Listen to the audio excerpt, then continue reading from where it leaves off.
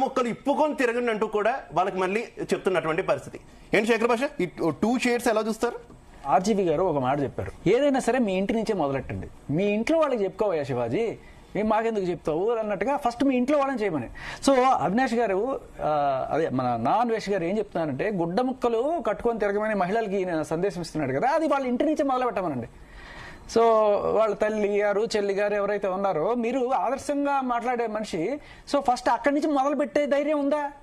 నిజంగా దేవుడు అనేవాడు ఉంటే నేను రక్తం కక్కుని చేస్తాను, లేదంటే మీరు అష్టరిద్రాలు పాల్గొతారు. నీకు ఇవాళ నేను వినాయకుడు ఉన్నాడు, నేను ప్రూవ్ చేస్తా అన్వేషి గుర్తుపెట్టుకో. ఇప్పుడు నువ్వైతే రక్తం కచ్చుకొని చచ్చిపోతావు, మిగతా వాళ్ళైతే అష్టదరిద్రాలు ఎందుకు?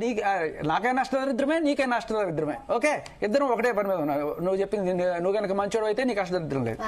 కోట్ల మంది వినాయకుడి భక్తులు ఉన్నారు, ఈయన ఫ్యాన్స్ కూడా చాలా మంది ఉండే ఉంటారు. ఇవాళ వినాయకుడు వీళ్ళందరికీ స్ఫురిస్తాడు. నిజంగా వీళ్ళందరి కళల్లో వచ్చి వినాయకుడి గొప్పతనం వాడికి తెలియాలి అంటే, నిజంగా వినాయకుడు ఉన్నాడని తెలియాలంటే అష్టదరిద్రం వాడికి రావాలి. అష్టదరిద్రం ఎలా వస్తుంది? ఆల్రెడీ స్టార్ట్ అయింది, 3 లక్షల మంది పడిపోయారు ఫాలోవర్స్. ఈ దరిద్రం ఇంకా స్టార్ట్ అయ్యి, ఎందుకంటే ఇప్పుడు వింటున్న వాళ్ళు చూస్తున్న వాళ్ళు వినాయకుడి మీద గౌరవం ఉన్న వాళ్ళు అందరూ కూడా తప్ప తప్ప తప్ప తప్ప అని ఫాలో కొడతారు. ఇంకా హిందూయిజం మీద గౌరవం ఉన్న వాళ్ళు కూడా కొడతారు.